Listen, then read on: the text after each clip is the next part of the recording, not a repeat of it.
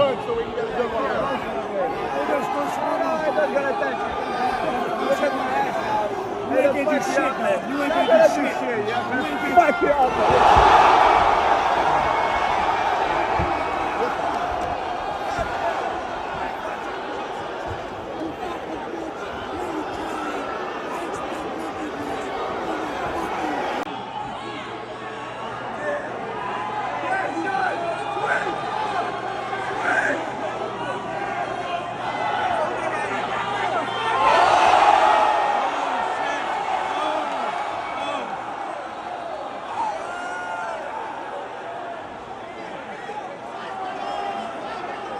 Who he fought kind of me.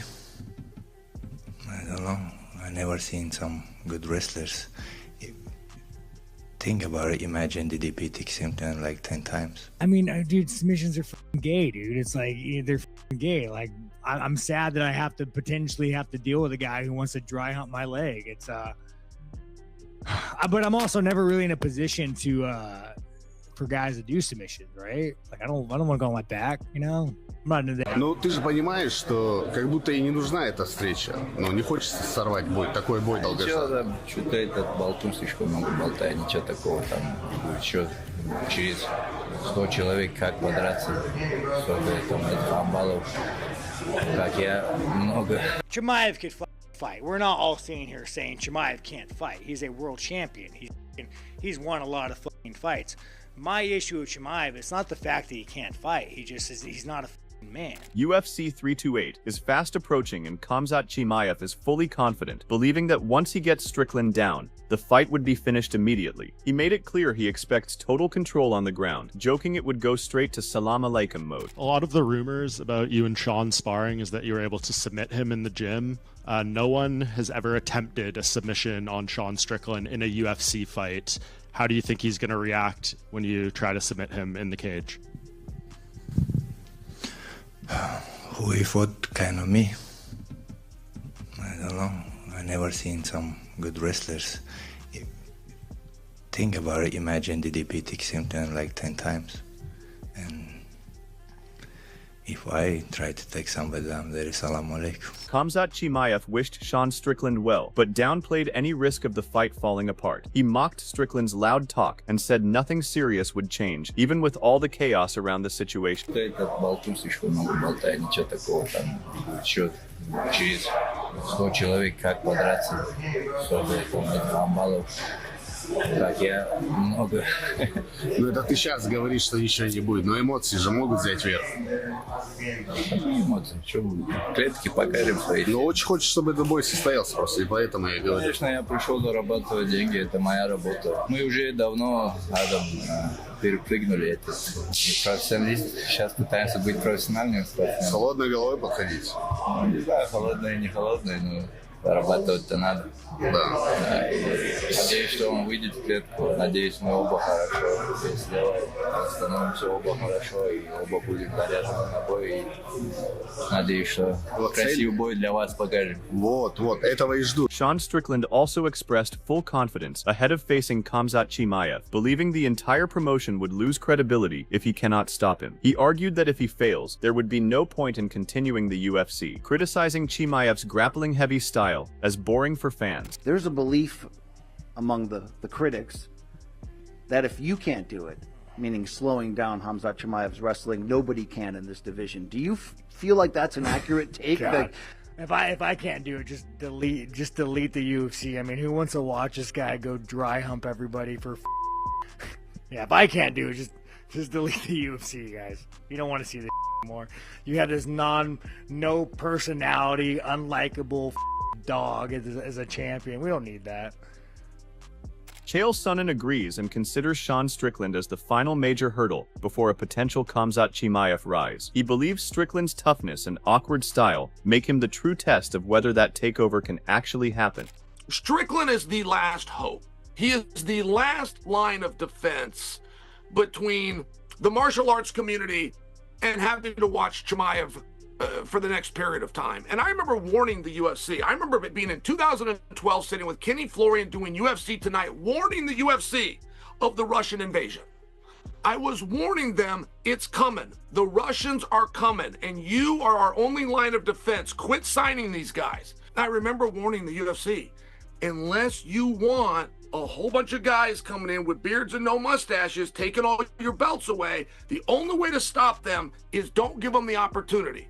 As a wrestler, I can tell you, this culture is a different level of toughness, and Strickland really is our last line of defense.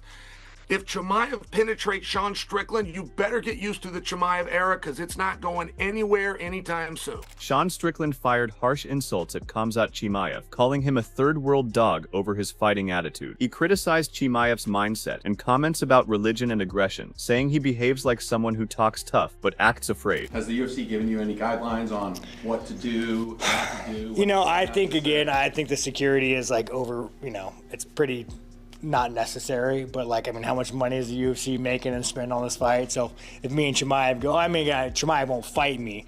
If he goes against one of his 10 friends to try to fight me, they're in line to lose a lot of fucking money. But again,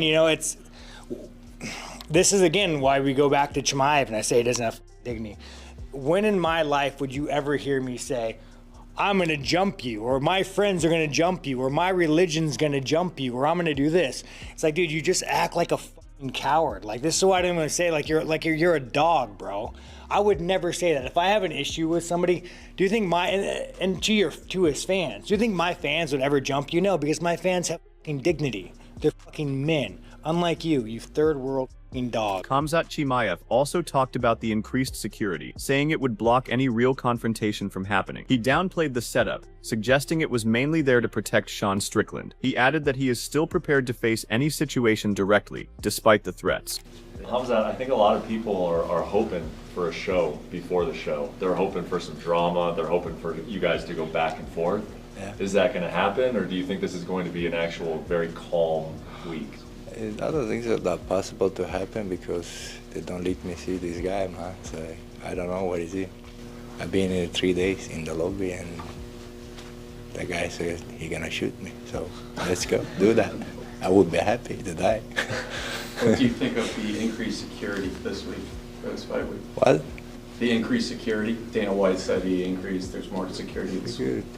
It's not for me, for his safety. On the other hand, Khamzat Chimaev brushed off any interest in the UFC pound-for-pound rankings, making it clear he does not care about the list. Khamzat said, "I just came to make millions, smash somebody, be happy and go home." Khamzat Chimaev joked that he loves Sean Strickland because the matchup is bringing in huge money for him. He said the payout is what matters most, adding that he has never earned this much in his career before. Out of all of your past opponents in the UFC, is Sean Strickland someone you hate the most? I love it. I know it's not personal for you, but is it the most motivated you've been for a fight in your UFC career to shut him up? I don't know. They pay good for him. That's the important thing. Is that why you say you love him? Because he's making the fight bigger, and ultimately the bigger the fight is, it helps you more? I never made that much money. That's good. On the other hand, Tom Aspinall shows respect for Sean Strickland, but still sides with Khamzat Chimaev to win the matchup. He explains that if Strickland keeps recovering from takedowns, Chimaev could eventually slow down, but still predicts a decision win for Khamzat. He's always been around the top of the division. Not scared of anybody at all. I think that he could use his unorthodox striking, and hopefully he's definitely going to come in really fit. So he just needs to keep getting up, keep not showing Khamzat that he can hold him on the floor. I think it all comes down to the first couple of grappling exchanges. If Strickland can keep getting up, I think maybe we'll start to see Khamzat slow down a little bit, because we've seen that in other fights before. Strickland can win by jabbing him and putting him on the end of the awkward shots and tiring him out and putting him on the back foot. I've got a feeling on your verdict. Shall we get into it? The verdict is, for me, Khamzat by decision, I think. Same as DDP, similar. Too strong on the I think ground. it'll be a little bit more competitive than the DDP fight, but I think that Khamzat by decision. Beneil Dariush viewed Khamzat Chimaev as a dangerous early threat, especially in the opening rounds, where his pressure and strength are at their peak. He also believed Sean Strickland could turn the fight around if he survives the early storm, stays composed, and begins to control the pace as the rounds progress. I just got to know, man, from your breakdown in your mind, how do you feel like that fight's going to go? I think Khamzat is a very tall task, very difficult to deal with. I think we're looking at like round 1, round 2, Khamzat being very dominant. But I also think there's a world where, you know, all of a sudden things don't go so well because, man, Sean can wrestle. And all of a sudden, round 2, Sean's defending. Round 3, round 2, round 3, Sean starts to defend, kind of finds his place, and he starts to take over the rounds.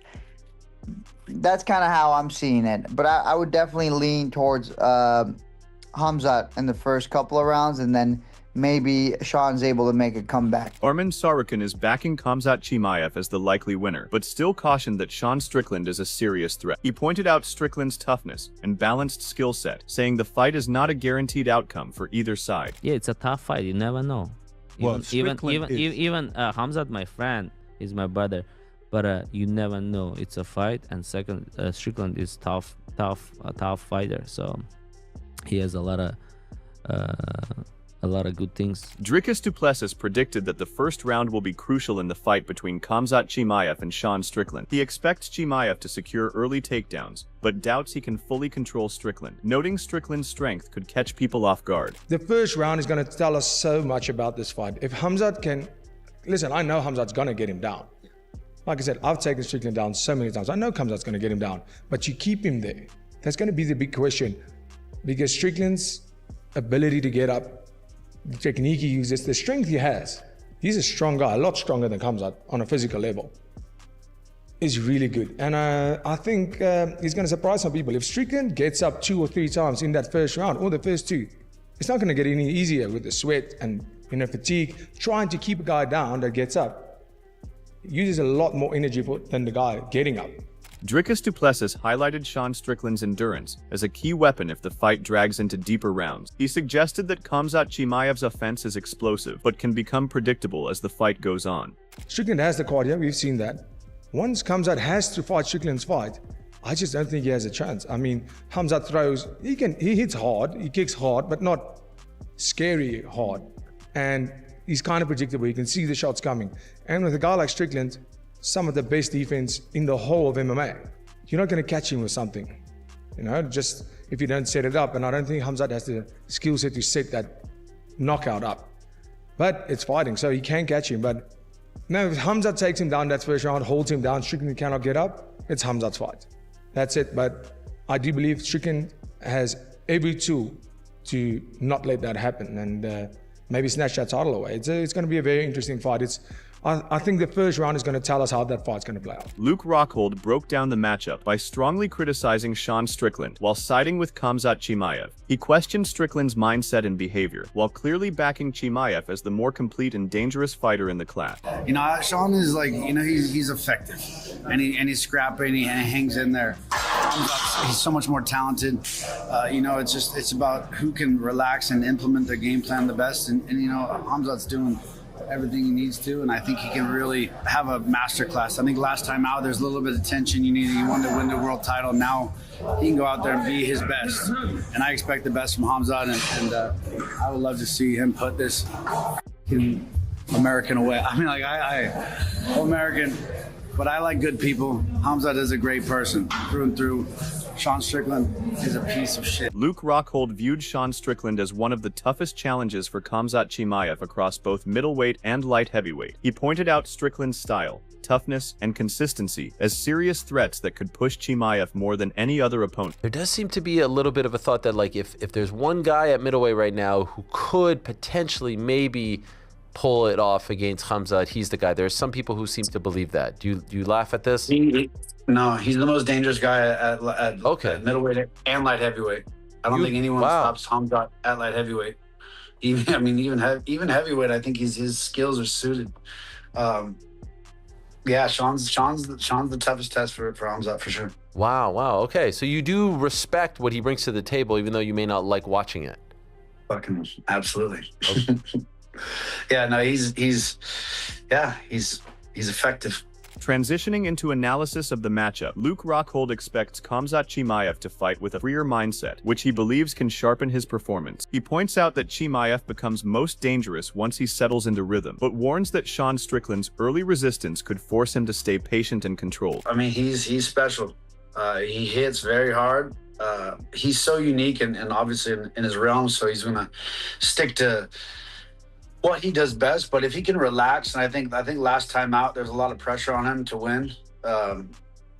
So I think this time I think you'll see a lot more free Khamzat, and hopefully we can, he gets those takedowns, and if he loses a few takedowns, he can show his stand up, because he's very dangerous on the feet.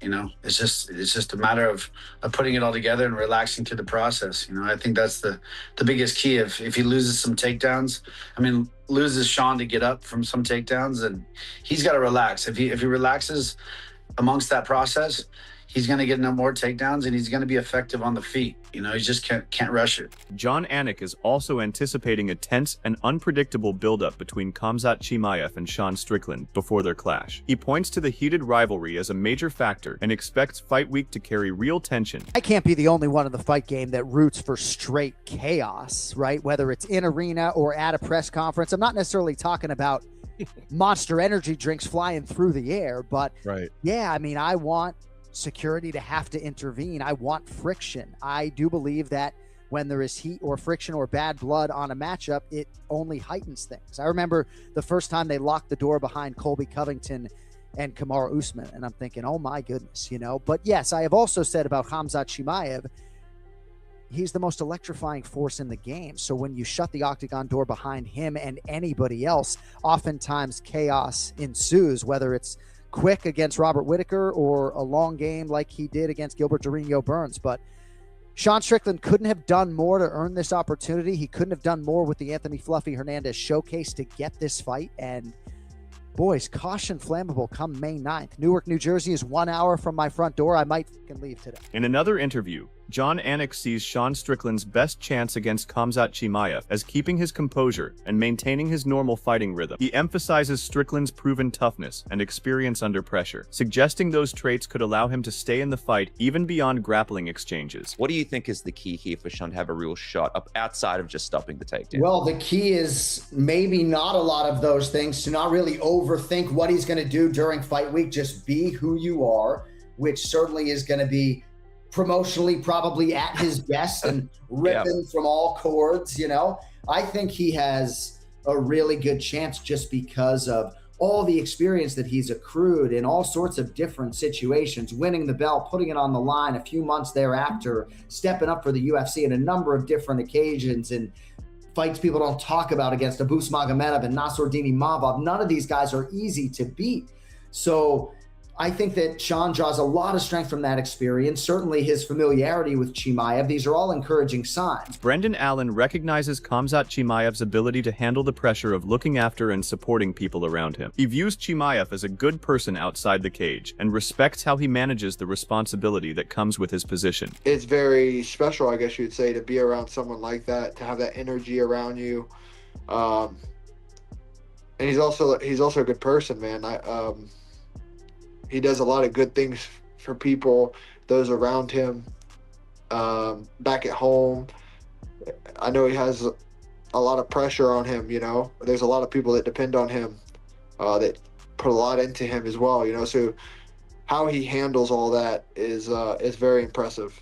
Very impressive. Brendan Allen points out that Khamzat Chimaev's team keeps Fight Week tightly controlled to avoid any distractions or unnecessary risks. He explains that the coaches made it clear everyone should stay disciplined and let Chimaev focus fully on his preparation. The Khamzat's team, him nor anyone on it, that is as part of his entourage, as anyone would call it, is going to do anything to jeopardize that opportunity. I promise you that nobody is going to do anything to jeopardize it. Now, if someone tries to approach them and put hands on them, hey, they're not responsible for that, you know what I mean? But as far as them initiating and starting a problem, I highly doubt that happens. I highly doubt that. there will be a lot of repercussions for anyone who does that outside of UFC or anything like that. So again, I highly doubt you see anything come from anything on their side. Everyone knows what's at stake, and like the coaches said, if you care about Khamzat, you won't do anything fight week. You'll let everything be and let Khamzat handle the job how he's going to handle it come fight night.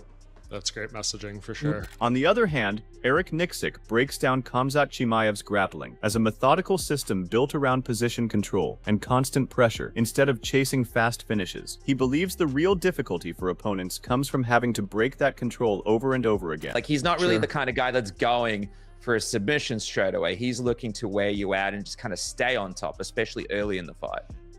He's very good at his routes, and we call them pit stops. Like he's gonna stay in half guard until that position expires itself.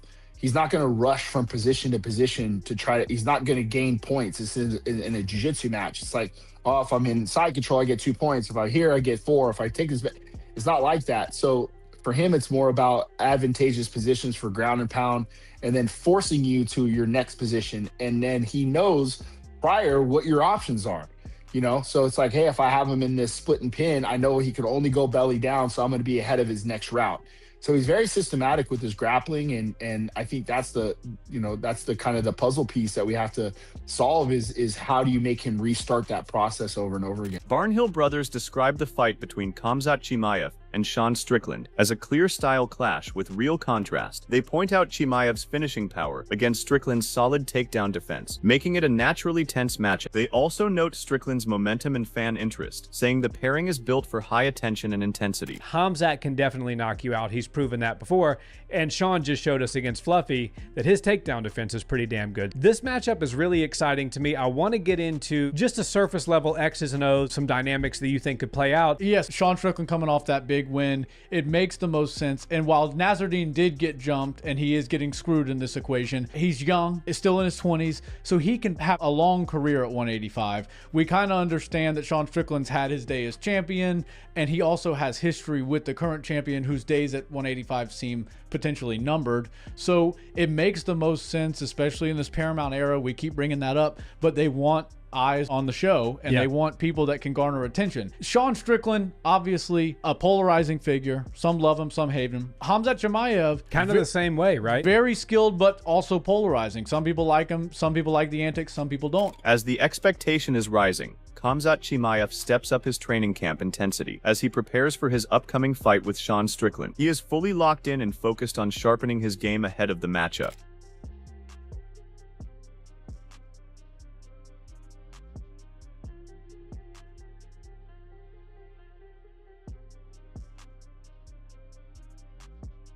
Khamzat's trainer, Alan Finfu, noted that Khamzat Chimaev is placing extra emphasis on his striking during sparring. He explained that the team is deliberately keeping him on his feet, more to sharpen his boxing skills, alongside his already strong grappling. Today is a sparring day. It's always the training that we put more focus on, because it's the closest we can get to the reality, you know. And but today we gave Khamzat a little bit of a task. And the idea is that today he can explore more the striking part.